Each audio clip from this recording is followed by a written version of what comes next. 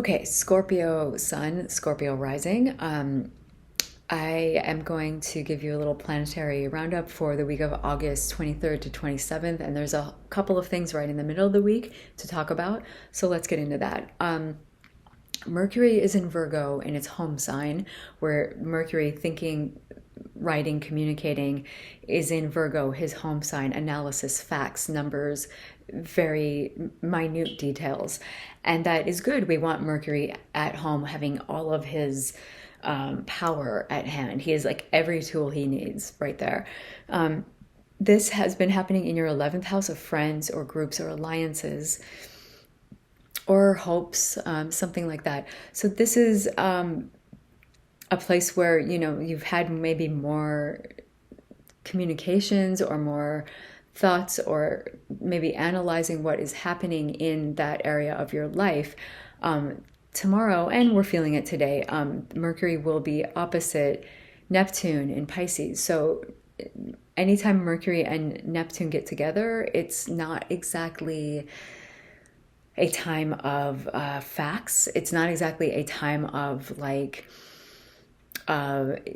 details and sparkling math working out. It's like a time of what would work best here is like poetry or dance or doing a beautiful film or some kind of scenery that is lovely or underwater or something that is ethereal and beautiful.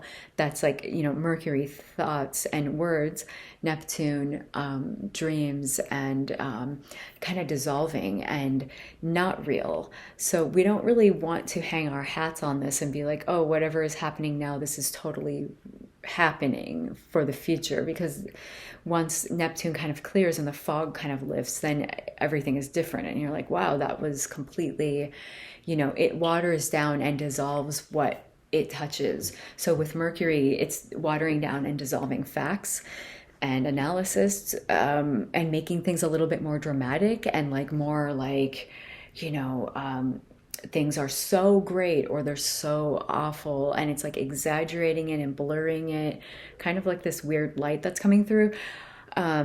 So don't really believe everything that is happening right now. It is also, and that's happening in your fifth house. Your fifth house of Neptune is there, of romance, of it could be romance and love. It could be things you create, things you do for fun and pleasure, or children.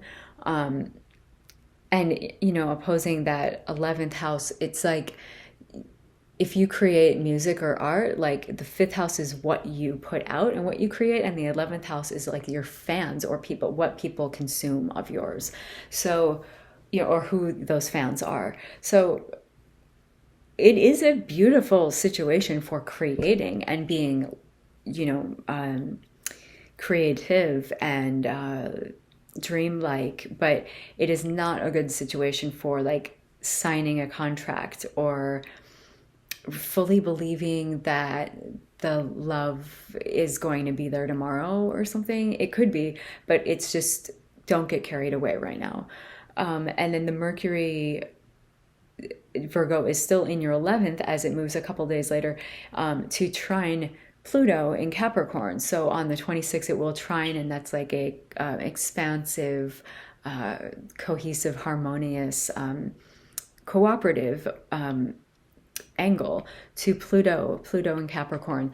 So the trine is good, but Pluto is not exactly like, let's sit here and just talk about the weather. Pluto is about getting down to the underbelly of something and like the why are you doing this, or why, and that is in your third house. That is your third house of siblings, of neighbors, of neighborhood, of daily actions you take, of mundane routine things. So I mean, Pluto right there,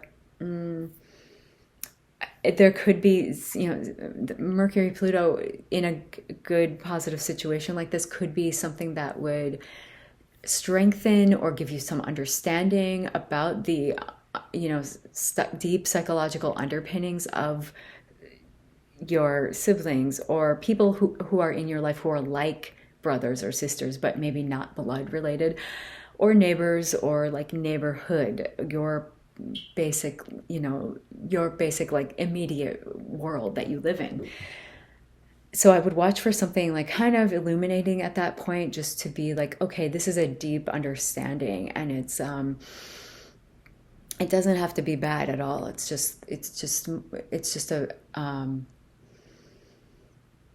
like where the Pisces Neptune might be almost a psychic thing, the Mercury Pluto is kind of like, yeah, but let's get down to the bedrock here of what is happening in your third house of siblings or neighbors or communications in your daily life.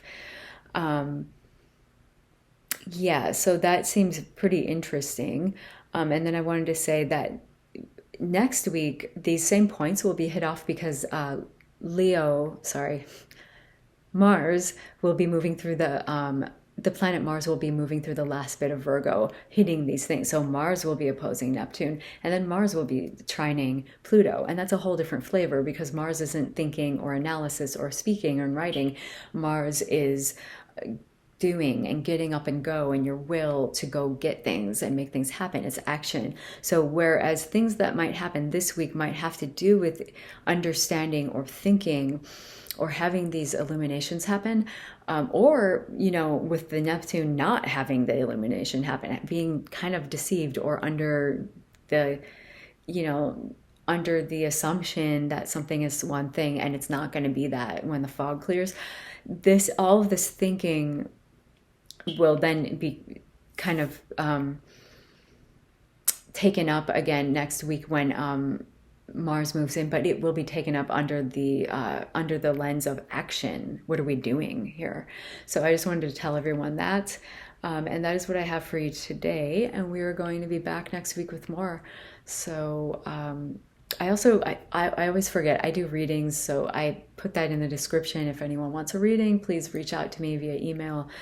And I will be back next week. All right, thanks.